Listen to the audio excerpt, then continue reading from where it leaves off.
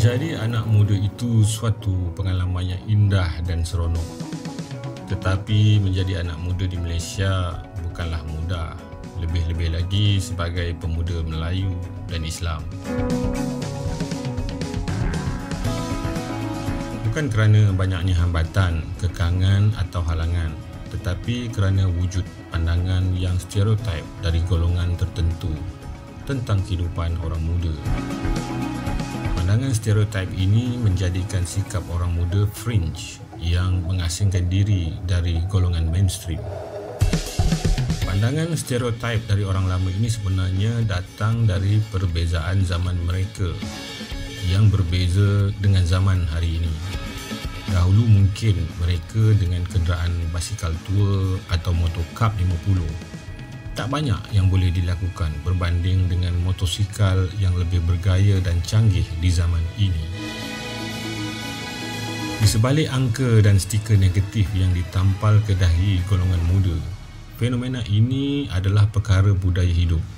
Saya tak bercadang untuk menilai budaya ini sama ada ia negatif atau positif, atau siapa betul dan siapa pula salah. Bagi saya, kita boleh belajar dan fahami apakah ia dan bagaimana kita menanggapi dengan bijak dan wajar. Dalam video kali ini, kita lihat kumpulan orang muda yang digelar Mat Rempit.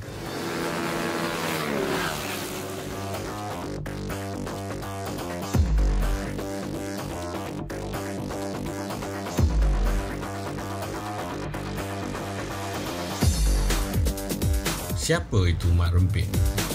Ada yang mengatakan istilah Mat Rempit ini datang dari perkataan ramp it yang bermaksud to increase, expand something rapidly or at a constant rate. Penyelidik universiti dalam beberapa jurnal memberi maksud Mat Rempit ini adalah penunggang motosikal yang melakukan aksi-aksi berbahaya. Dalam erti kata lain, Mat Rempit adalah mereka yang terbabit dalam perlumbaan haram dengan menggunakan motosikal kapcai. Mereka menunggang motosikal secara berbahaya di jalan raya dengan cara seperti stuntman. Rempit ini satu kumpulan anak muda yang aktif, pada umumnya berumur antara 15 hingga 30 tahun. Dari laporan dan dapatan beberapa kajian, Mat Rempit ini mempunyai corak atau pattern latar belakang yang konsisten antara satu dengan yang lain. Penyelidik tempatan pernah menyatakan sekitar 76% golongan Mat Rempit ini datang dari keluarga kumpulan B40 atau B40. Gambaran ini menunjukkan majoriti mereka datang dari keluarga marhain. Sesetengahnya tinggal di kawasan miskin bandar di rumah-rumah flat kos rendah. Dan sebahagian yang lain pula datang dari kawasan kampung-kampung tradisi yang terletak bersebelahan dengan kawasan bandar. Jumlah selebihnya sekitar 24% lagi terdiri dari pelbagai latar belakang keluarga seperti kumpulan M40. Dari jumlah itu, kurang dari 10% Mat Rempit ini mempunyai kelulusan diploma dan ijazah dari universiti awam. Manakala majoriti yang lain yang lebih besar iaitu sekitar 55% hanya berkelulusan SPM. Baki yang lain hanya berkelulusan PMR dan selebihnya tidak tamat sekolah menengah atau rendah. Kajian lain turut mendapati bahawa sejumlah besar daripada mereka ini bekerja sebagai dispatch boy atau runner, yakni penghantar surat atau bungkusan. Ramai juga yang bekerja di bengkel-bengkel motor atau kereta sebagai mekanik. Selain daripada itu, ada yang bekerja sebagai juru jual sambilan di pasar raya, ada yang bekerja di kilang, ada yang berniaga di pasar malam, manakala yang lain masih menganggur. Untuk kumpulan ini, kerajaan ada membuat beberapa inisiatif yang fokus untuk membangunkan mereka menerusi TVET. Ini untuk mengasah kemahiran mereka. manakala untuk sahsiah diri pula kerajaan dikatakan akan mewujudkan kembali PLKN.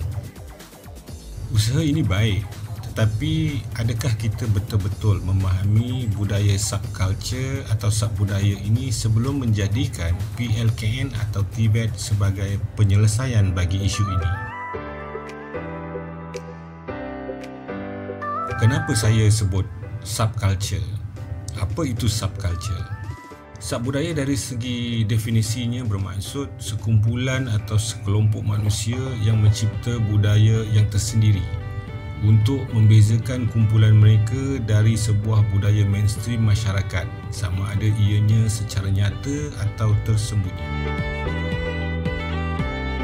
Subbudaya ini pada umumnya dilayan sebagai budaya asing yang bersifat negatif oleh kumpulan masyarakat arus perdana. Kerana subbudaya ini dilihat membawa pemikiran individu atau kumpulan tertentu yang merasakan diri mereka terabai oleh kebiasaan sosial yang mendorong mereka untuk membentuk kumpulan dan identiti tersendiri yang terasing dari umum. Jika kita lihat sedikit sejarah, di Jepun pada era 1950-an juga ada budaya motor. Namanya Bosuzoku yang bermaksud kumpulan yang menjalankan aktiviti keganasan. Bosuzoku adalah subbudaya di Jepun yang dianggotai sebagai kelab kumpulan motosikal.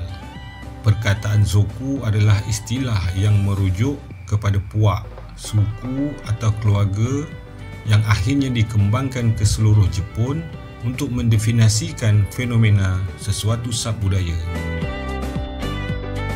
Fenomena ini juga berlaku pada era yang sama di Amerika Syarikat, juga menerusi aktiviti permotoran iaitu motosikal dan kereta. Maka secara umumnya, budaya dan subbudaya ini merupakan satu cara hidup yang dicipta manusia, yang berbeza di antara satu sama lain, yang dipengaruhi oleh minat, yang berkongsi latar belakang, kepercayaan dan kawasan tempat tinggal serta lain-lain. Ahli kumpulan mak rempit boleh dianggap sebagai kumpulan orang muda yang kreatif dalam membezakan diri mereka dengan masyarakat umum melalui subbudaya bahasa dan gaya yang dicipta yang dipraktikkan hingga menjadi salah satu identiti sosial anak muda, Islam dan Melayu. Mak rempit atau mak motor hanyalah salah satu dari manifestasi subbudaya. Ada banyak lagi subbudaya yang sedang wujud di keliling kita. Maka di sini soalannya, adakah menerusi TVET atau PLKN yang begitu rigid sifatnya malah bertentangan dengan subculture yang bersifat sukarela dan freedom? Adakah jawapan yang paling tepat atau jawapan yang terbaik mengurus isu subculture atau subbudaya kumpulan orang muda ini? Saya ulang, saya tak kata TVET atau PLKN ini tidak baik, tetapi apakah ini satu-satunya jawapan terbaik untuk menjadikan golongan anak muda rempit yang besar jumlahnya ini sebagai tenaga dan sumber ekonomi negara? Saya tidak pasti jawapannya. Mungkin ia boleh difikirkan bersama.